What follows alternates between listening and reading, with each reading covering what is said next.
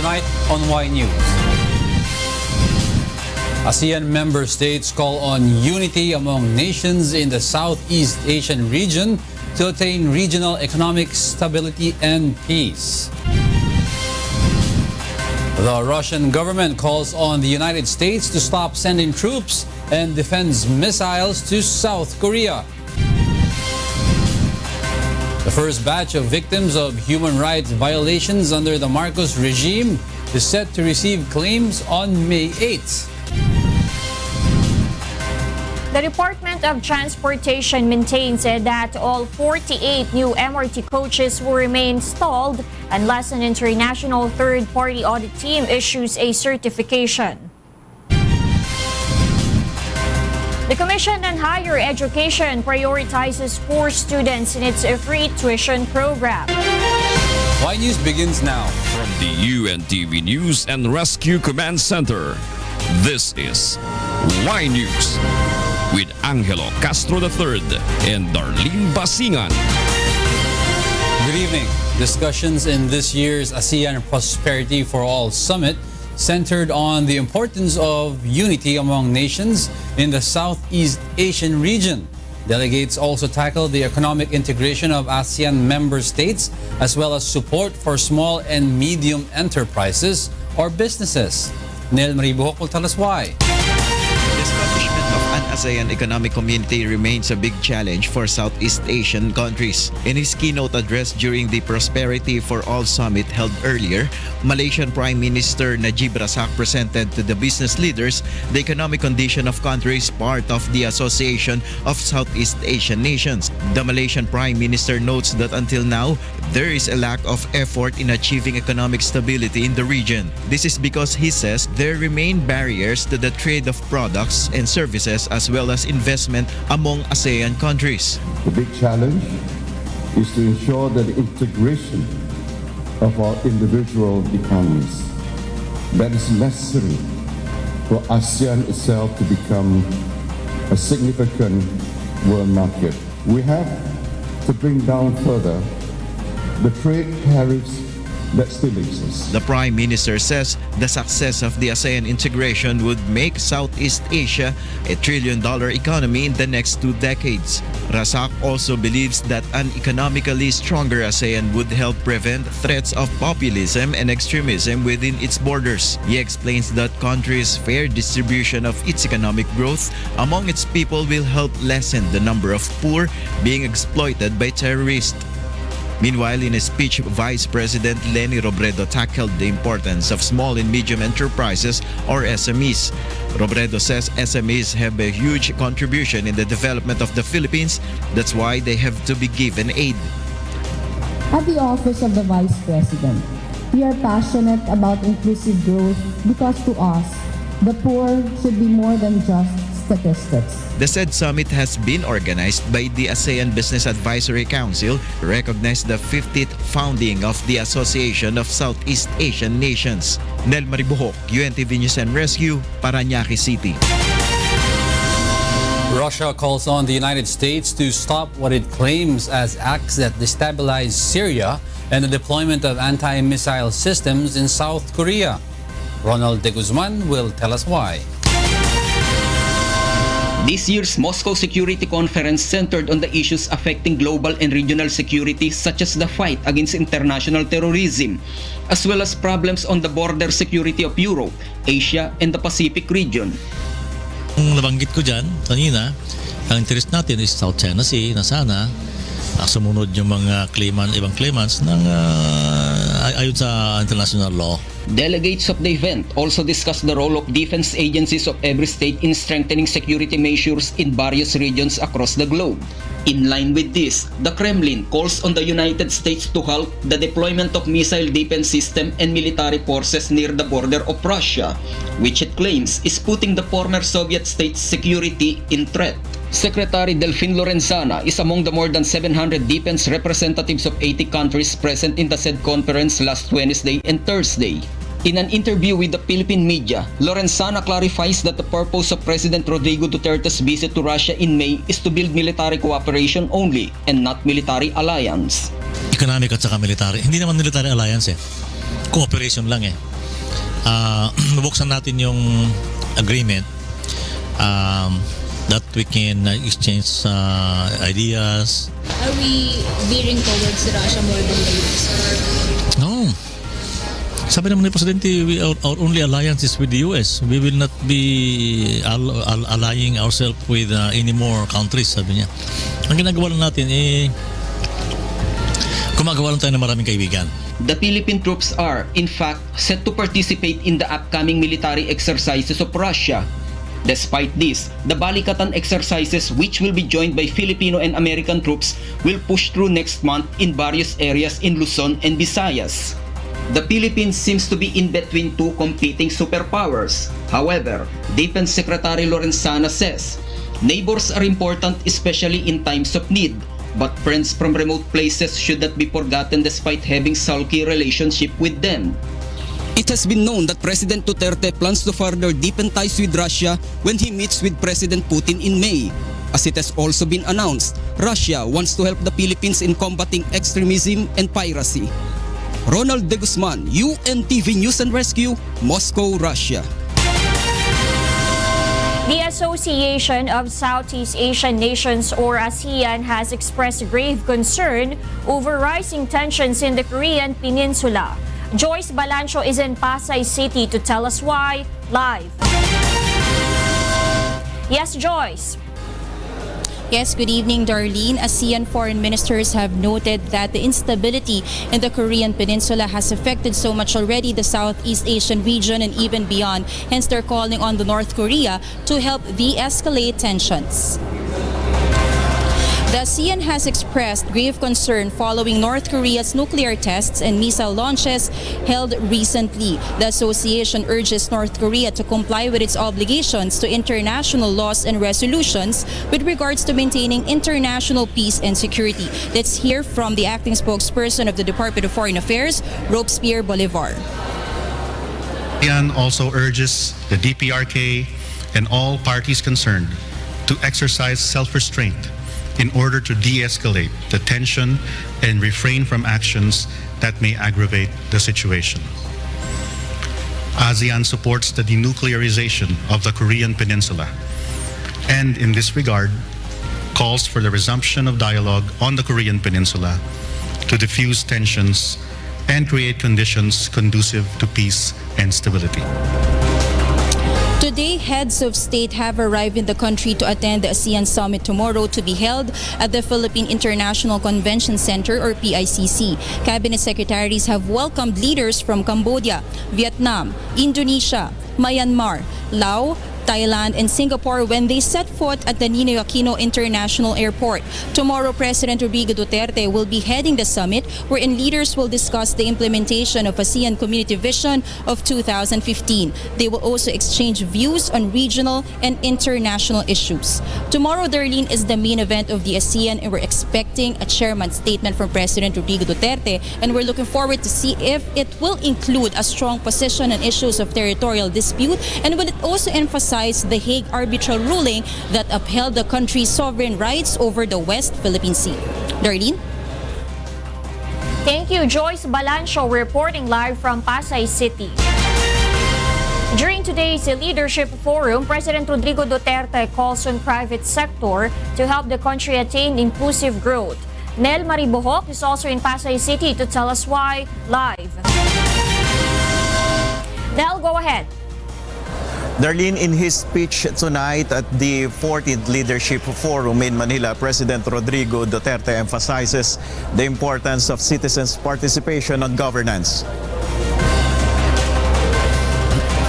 The President also cited how the Association of Southeast Asian Nations continuously forging policies for inclusivity and integration. In connection with this, President Duterte calls on the private sector to help the country attain inclusive growth so that ordinary citizens will feel the economic growth of the country. It is equally important to make our peoples understand how important the ASEAN is, how its past gains have directly contributed to their well-being, and how the realization of ASEAN's goal will make their lives better. The President asked every ASEAN governments and businesses to work together as one community to attain its goals. And that is our update. Darlene? Thank you, Nel. And that's Nel Maribohok reporting live from Pasay City. Trading of goods to and from the Philippines and Indonesia will be shorter beginning this Sunday. Victor Cosare will tell us why. President Rodrigo Duterte and Indonesian President Joko Widodo will preside over the launching of a new roll-on, roll-off shipping route between the Philippines and Indonesia on Sunday. The Davao General Santos Bitong Roro shipping route is expected to enhance the trade relations between the two nations. The new trade route is expected to cut short the travel of goods to 1 day and a half, excluding the port stay, as compared to the old Manila-Jakarta Bitong route that takes 3 to 5 weeks of travel time. Fees should also be much cheaper, as the new route would only cost $700 per 20-foot container as compared to the $2,200 per container in the old route. A ship that could load 500 containers will travel once a week in the said route. Probably now what we can ask from our government is to help us ease the taxation for the petroleum products that's going to be used for this route, and to give an exclusivity for the shipping line initially for a certain number of years just for this route to take off. However, not all products can be exported to Indonesia, as Jakarta still imposes a ban on the entry of pharmaceutical products, cosmetics, shoes, toys, and fresh fruits. The old route will not be abandoned despite the opening of a new trade route. That is one of the main objectives, is to decongest Manila. But it really depends on the shipping lines if they would opt to take the alternative route. Meanwhile, during President Widodo's visit to Davao City, he will be accompanied by more than 30 Indonesian businessmen who will meet the members of the Davao Chamber of Commerce and Industry to discuss future business cooperation. Victor Cosare, UNTV News and Rescue, Davao City.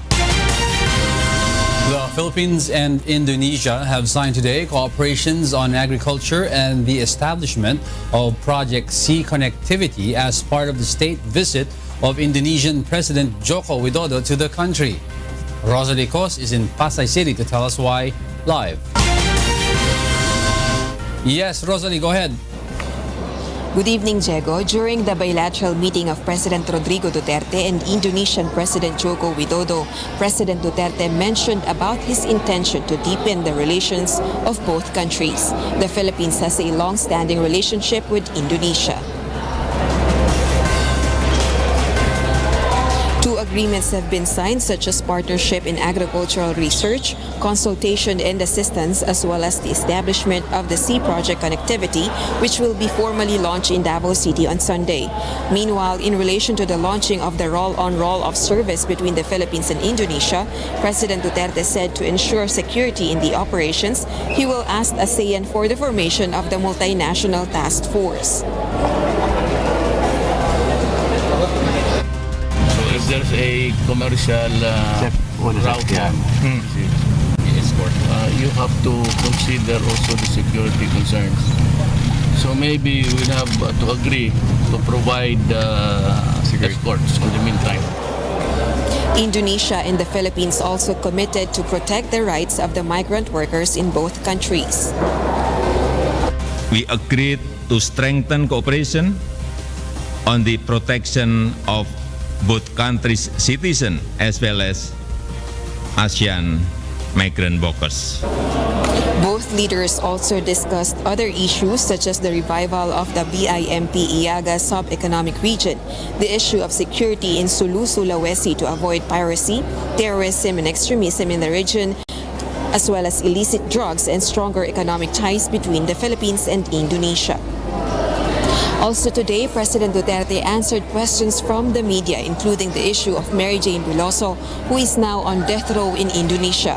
President Duterte said he will not demand anything from the Indonesian government, but instead honor their laws.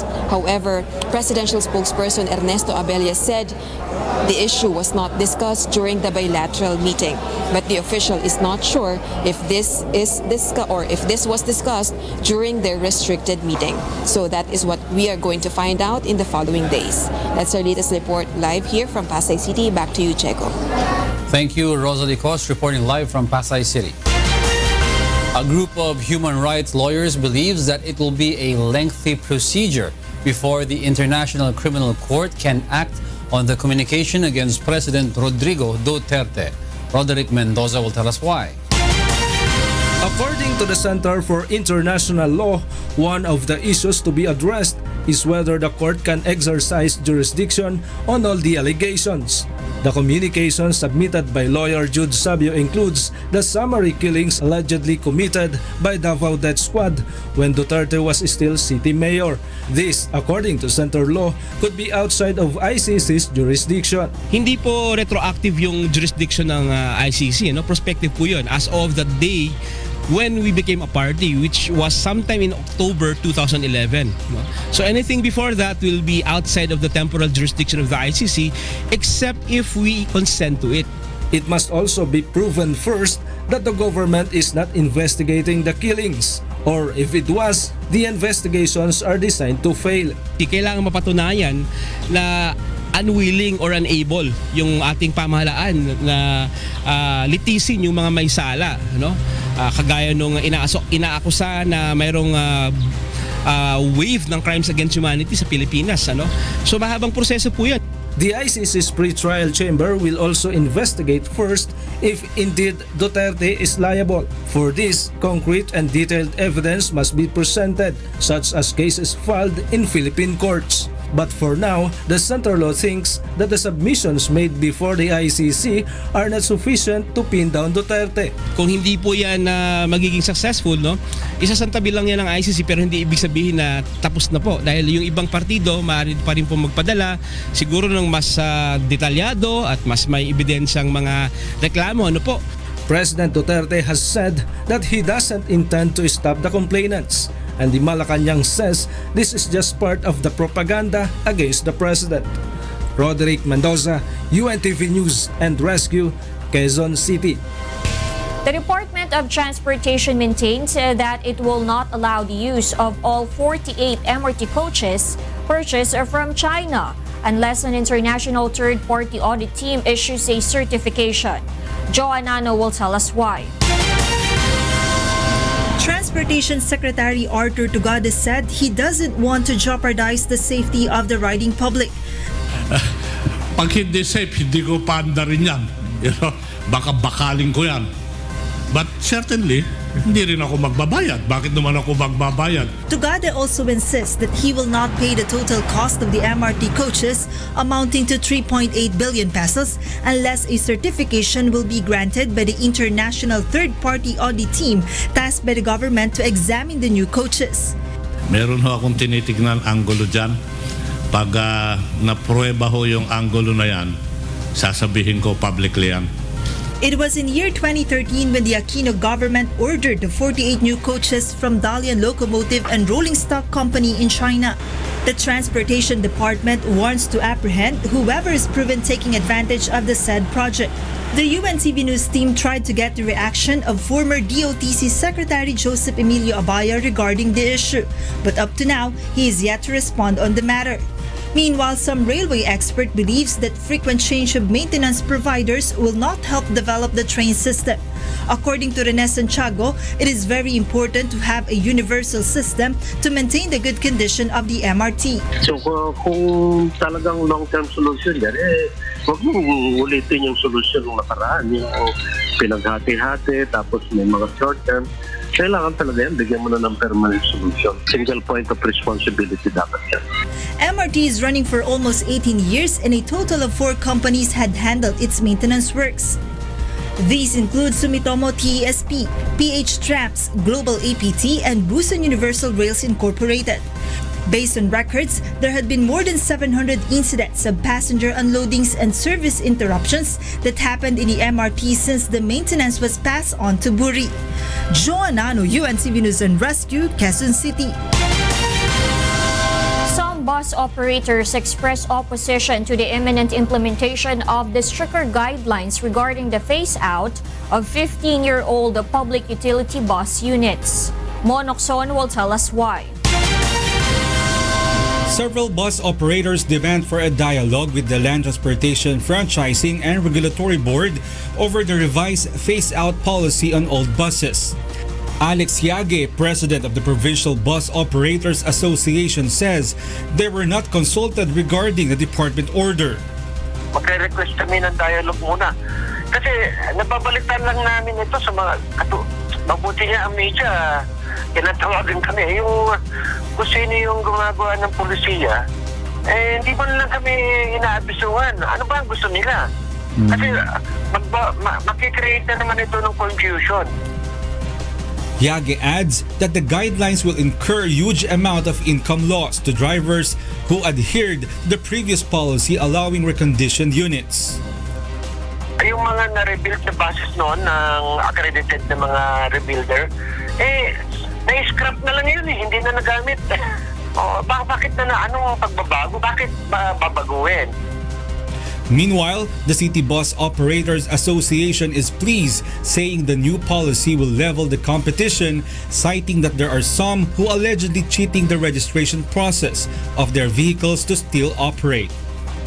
Magiging fair kasi para naman to give naman justice to those legitimate operator who are talaga really buying brand new one kasi they want to modernize.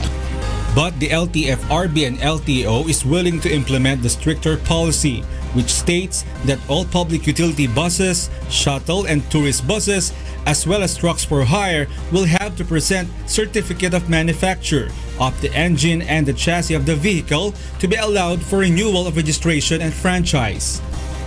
15 years talaga strict implementation from the date of manufacture, not date of importation. Para dito, it's the buses, the regular buses, and kasama ho dito yung mga ibang school bus, the shuttles, and trucks for hire. LTFRB says that the amended department order is likely to be issued next week. Mon Hokson, UNTV News and Rescue, Quezon City. Next on Y News.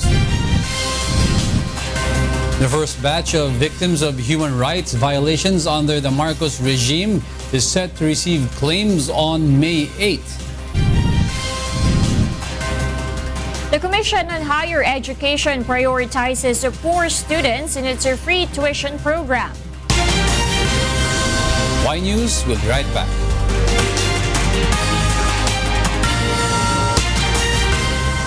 The chief and 12 other police personnel of the Manila Police District Station 1's Drug Enforcement Unit are now relieved from their positions.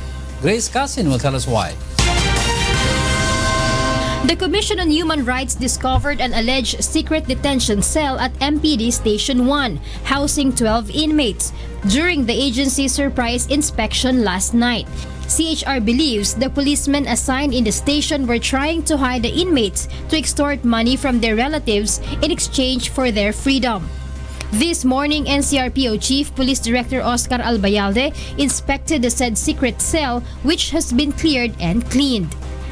The inmates inquested therein were also transferred to the station's regular detention cell. Because of the discovery, the chief of the station, Superintendent Robert Domingo, and 12 members of station's Drug Enforcement Unit were relieved from their posts. Still, Superintendent Domingo denies having a secret cell. He argued that the inmates were recently arrested hours before CHR's inspection. They decided to place them in the discovered area because the regular detention cell was already congested. Sabi ng CHR, bakit daw sama-sama ang mga nakakulong sa kulungan ko na inquested at hindi inquested? Kaya sir, dinimanda nila si Colonel Ulsano noon. Kaya yung pag-upo ko, nag-isip ako sir ng paraan na baka magaya ako doon. Kaya sir, sabi ko, sayang yung space sir, bare lang. Min-maximize ko sir para hanggat hindi na-i-inquest sir, pinaprocess yung booking, yung piano, yung mga, doon muna sila sir. Pagkatapos ma-inquest, tsaka ko na ililipat. Meanwhile, the inmates detained in the so-called secret cell prefer to stay there because it is less congested. The NCRPO chief welcomes the surprise inspection conducted by CHR. He vows not to tolerate policemen who practice abuse of authority by filing appropriate charges against them. Hindi natin tinotolerate yan. This will all be investigated. Hindi natin justify yung ginawa ng mga tauhan natin Hindi natin din tinotolerate yan. Meanwhile, the Malacanang perceived the immediate action of NCRPO of relieving the accused officer and personnel of MPD Station 1. On the other hand, it refused to comment on the matter while investigation is still ongoing. Grace Casin, UNTV News and Rescue, Manila. Relatives and supporters of activist Jonas Burgos continue to call for justice 10 years since his abduction. Leslie Longbowen will tell us why.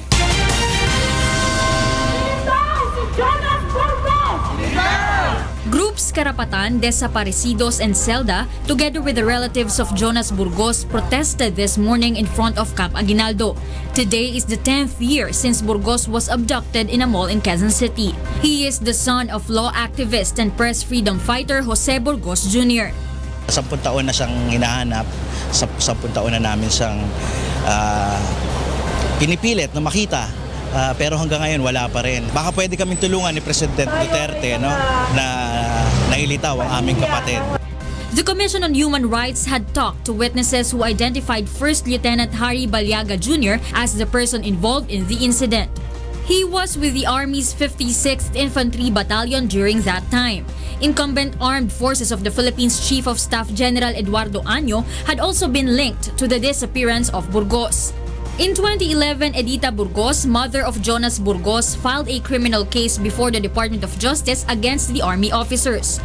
Meanwhile, relatives of Burgos as well as families of others who were also victims of forced disappearances still hope that they can attain justice. Umaasa kami na dito kay Pangulong Duterte na may bibigay ang aming inaasam-asam na hustisya, na maparusahan yung mga may kagagawan ng pagtukod. Leslie Longbowen, UNTV News and Rescue, Quezon City. The Human Rights Victims Claims Board is now ready to begin the distribution of reparation for the martial law victims under the Marcos regime. Ray Pelayo will tell us why. Around 300 million pesos as partial reparation will be divided to the first batch of victims of human rights violations comprising 4,000 claimants. The amount that each victim will receive is based on the points corresponding the degree of injury or violation each of the victims had received. Families of those killed and victims of enforced disappearances will receive the highest point, which is 10. 1 point is equivalent to 25,000 pesos, but the claimant will only receive half of the total amount. Chairperson Lina Sarmiento said they have sent copies of the resolution to all legitimate claimants. Should there be no objection or appeals, they may claim the appropriate amount.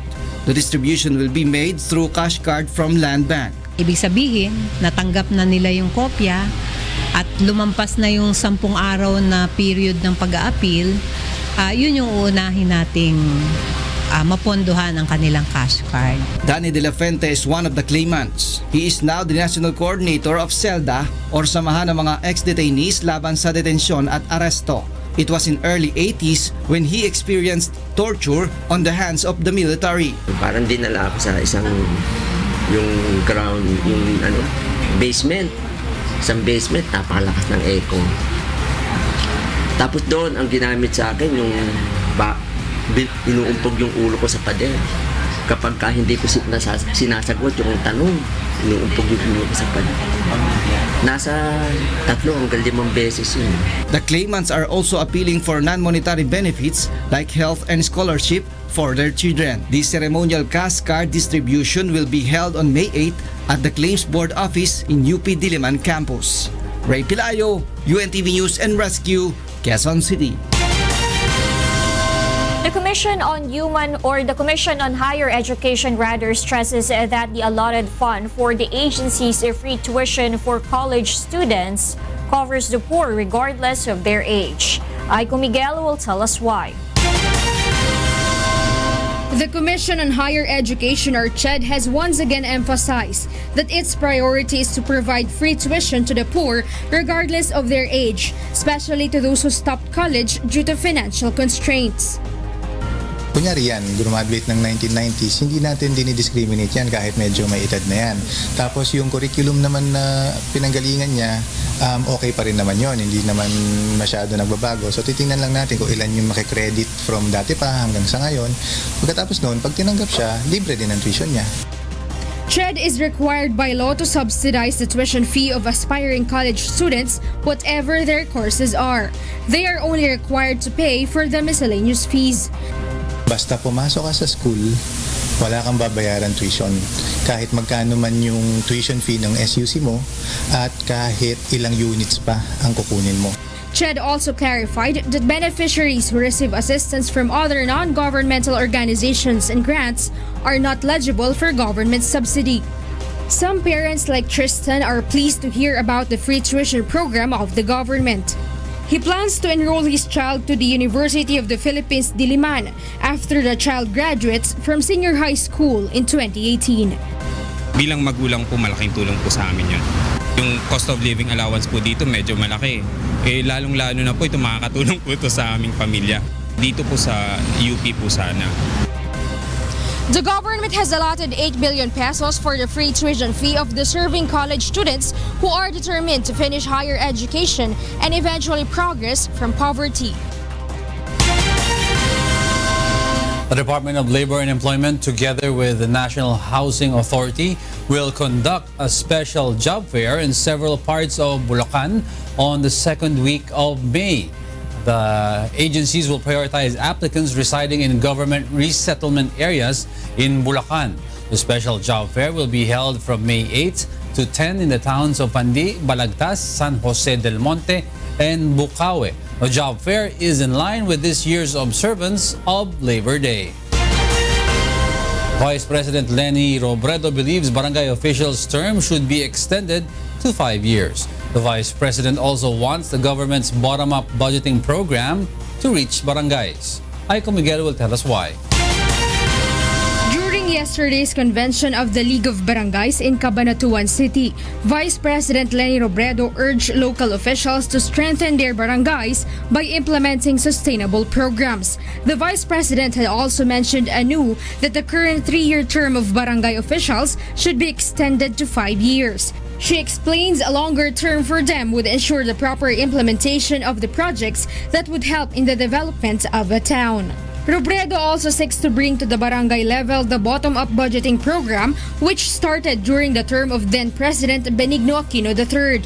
Under the said program, the government funds the livelihood projects needed the most by residents of a municipality or city. Several barangay officials in Nueva Ecija are in favor of the Vice President's proposal. Napakainam, napakaganda yung ganitong may pagtitipon na napapag-usapan po yung pagpapalakas patungkol po sa barangay. Isang napakalaking bagay po yan na matulungan po tayo ng ating Vice Presidente na sana maisulong pa po itong mga programang ito. Kakaibat po ng mga programa pa na maraming mga programa pa na maaaring makatulong dito po sa ating bansa. Also in the said dialogue, Robredo reiterated her opposition to the proposal to appoint barangay officials. Baka bumalik tayo sa panahon ng palakasan ulit. Alam naman po natin kayo pong lahat na nakaupo ngayon, pinagpaguran nyo yung pagkapanalo sa posisyon. Aiko Miguel, UNTV News and Rescue, Philippines. Those are the reasons behind the news, April 28, 2017. I'm Angelo Castro III. Reasons we delivered to you as they unfold. I'm Darlene, Basingan. Because we need to know, we will always ask why.